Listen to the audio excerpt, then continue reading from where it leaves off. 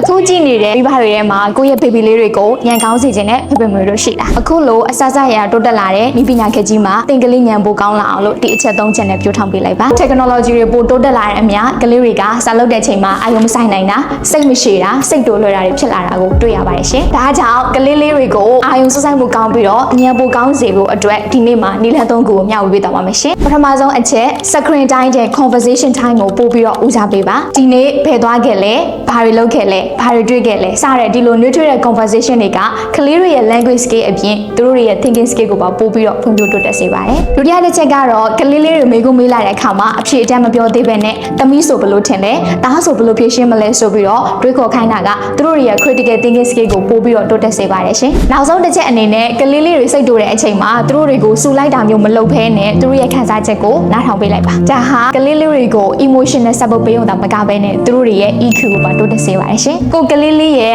IQ နဲ့ EQ ဖွံ့ဖြိုးတိုးတက်မှုအတွက်နောက်ထပ်အသုံးဝင်မဲ့ tips တွေကိုသိချင်နေဆိုရင်တော့ TikTok မြန်မာ page ကို follow လုပ်ထားဖို့မမေ့ပါနဲ့နော်နောက်ထပ်ဗီဒီယိုတွေမှာပြန်တွေ့ကြပါမယ်ရှင် bye bye